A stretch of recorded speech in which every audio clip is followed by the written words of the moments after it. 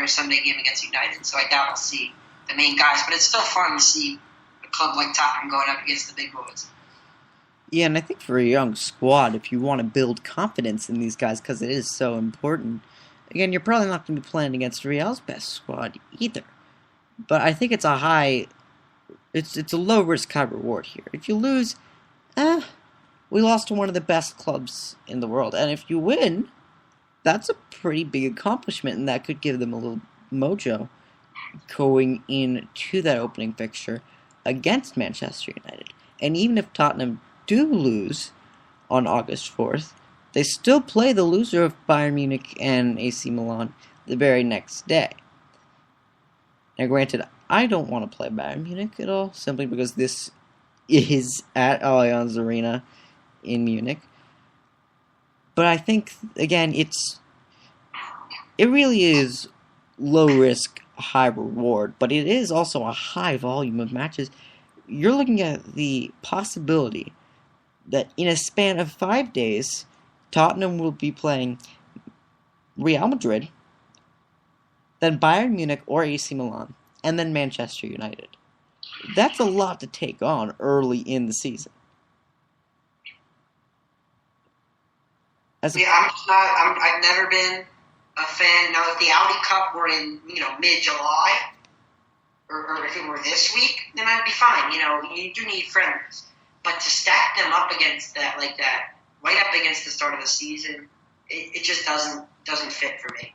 I'm not big on it. Yeah, I don't imagine a start of the season like we saw last year when Tottenham were actually in first place at one point. It's true, after match day 2, to the big win over QPR, Tottenham were in first place in the tables. If that happens this year, if we could sweep those 3 matches, I'd be absolutely shocked.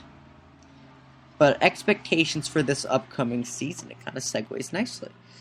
We're going to make some predictions for this season. Anthony, what do you expect from Spurs this year? I'm expecting a team that is more solid and consistent in the back. I think, last year was a fun year for sure, but I think it was very frustrating because, how often were they down 1-0 after 10 minutes? How often would they blow a lead? I just don't like the fact that they were so awful defensively that, everybody would carve them open. I mean, they got absolutely dismantled by Chelsea, Liverpool twice, teams that shouldn't beat us. And I think being more solid defensively with bringing in better players should help that. I'd also like to see a more consistent performance after Europa League. Too many times did Spurs, do well in the Europa League group stage and then come home and, lay an egg in London against a team like Newcastle or West Brom. And I know that they have Europa League before 2 big matches, both Arsenal and Chelsea, coming up this year. So they're going to have to be ready because those are the types of matches that decide, whether this team is for real. And you can't come out flat like they have in the past. And then in terms of, where I think they'll finish, I think 5th is fair. I think Manchester United are far too good. I think Chelsea are far too good. Arsenal, far too deep. And then I think Manchester City still is better than we are. And I think we're better than the rest. So I think 5th place is a fair year. And maybe we'll get a cup run or Europa League ongoing. But I think, just another Spurs-type year. They're not ready to take the next step yet, but I think they're getting there. I'd like to think they're getting there. Yeah. Last year, we did finish with fewer points than we did the previous year, but we were still able to finish in 5th. Whether or not we deserved that is a different story. Tottenham were able to come up in the clutch at many points in time. Goals in the 80th minute or after, I believe Tottenham led the league in that. Christian Eriksen, I'm excited to see what he can do on free kicks this year, get a lot more set pieces. I think that's where this team could really work on, just trying to get more set pieces in scoring range, because Eriksen is one of the best in the game when it comes to that. But of course, the midfield too needs work. Bentaleb and Mason, is that really the optimal pair? Paulinho is gone. He was sold to Guangzhou Evergrande. By the way, the back of his jersey in Chinese, because there is really no Chinese word for Paulinho, the back of his jersey translates to Little Paul, which I personally find very funny. And we'll see how he does over in China. But he's not in North London evermore. Which brings me to the question, what is the starting 11 going to look like? Because I also expect a very Spursy year. I think the top four are pretty clear-cut above the rest in Arsenal, Manchester United, Manchester City, and, of course, Chelsea. But where do Tottenham fall? Can they get back into the Europa League? And more importantly, do they really want to get back in the Europa League? Because Mauricio Pochettino, there's been a lot of rumors about him not being a big fan of it. Well, I think that the Europa League can be very taxing. It is difficult, but it is 6 matches. If you can't play 6 league matches on short rest, then what are we doing here? It does pack the schedule in, but that's the whole point of building a deeper squad. That team last year, there was so much dead wood and so many players that, just were not nearly good enough to fit in this team, that they weren't equipped to play Europa League and make a Capital One Cup run. So I think this year, hopefully with Wimmer and Dyer and Ali and, they're more ready for, a deeper team to take on bigger competitions and more competitions. Yeah. They were able to play in a lot of competitions last year, and I'd like to see them perform better in the Europa League. I'd like to see England as a whole perform better in continental play, because they were really a disappointment as a collective unit last year. And now the country itself and its teams could use an improvement in terms of reputation, if you will, and level of play throughout the continent. Get a team back at least in the Champions League semifinal and the Europa League final.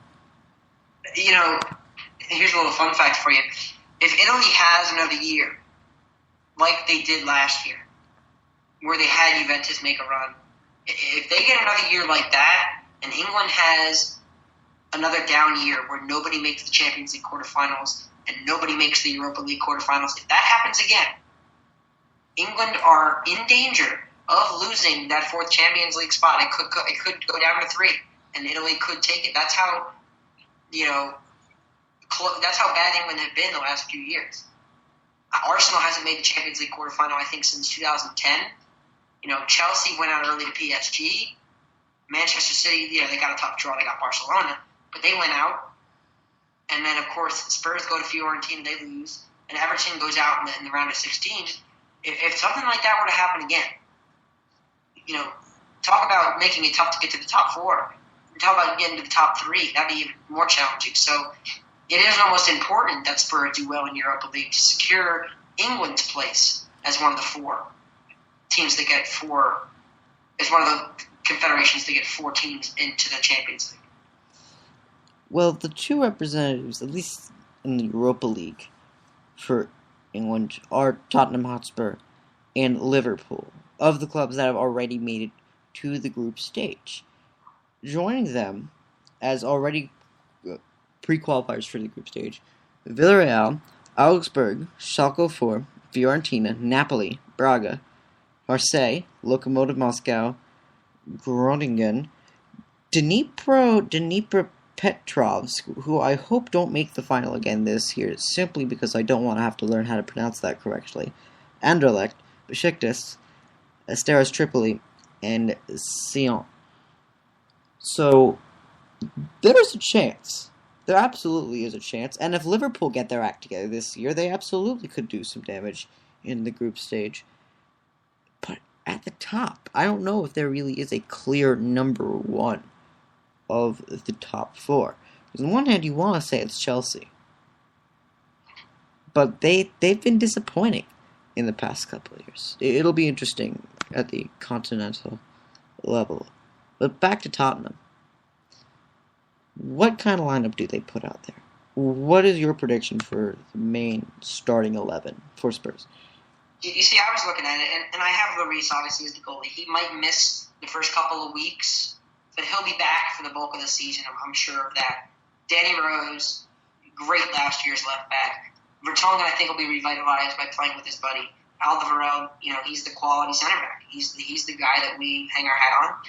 And then the right back, it's interesting because I think DeAndre Yedlin is not ready.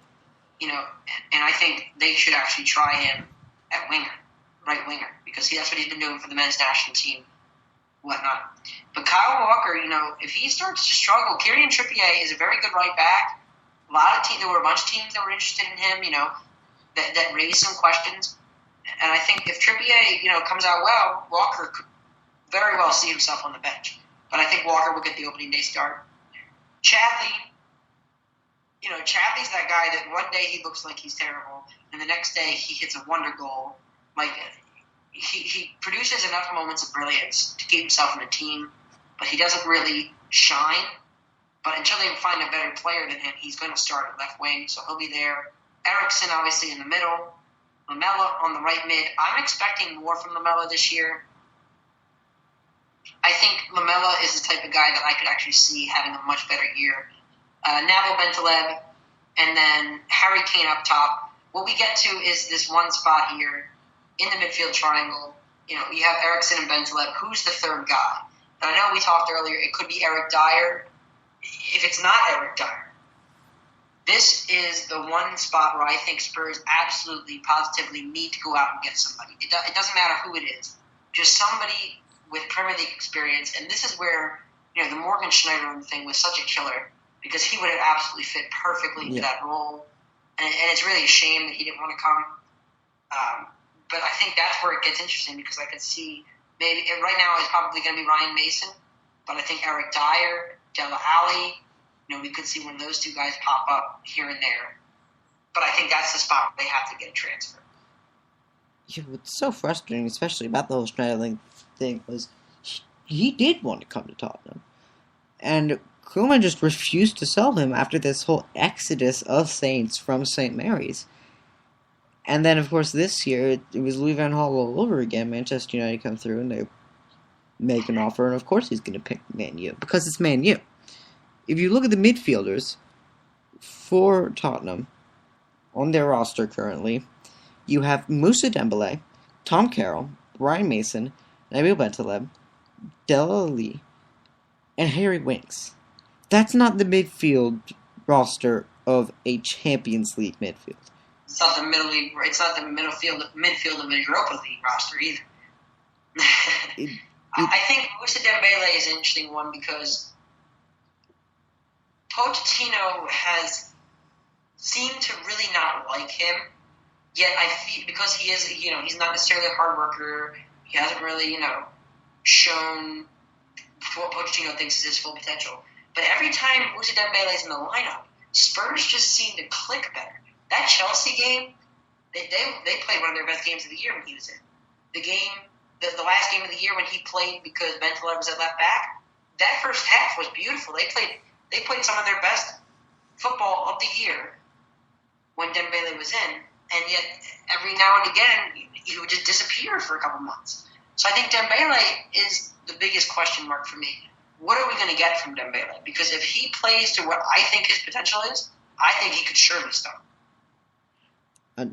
I agree. Remain a big fan of Moussa Dembele, and I know Pochettino seems to be insistent on this 4-2-3-1. If it's up to me, I would just say go straight to the 4-4-1-1. The back four, you put Rose at left back. Your center backs will be Alderweireld and Vertonghen. Your right back, Walker and Trippier will switch on and off if Walker can stay healthy, which is a very, very big if, as we've learned. That I think that's his spot to lose. And then your next four. Left mid, left wing, put in Chadley. Right mid, right wing, put in Lamella. Sub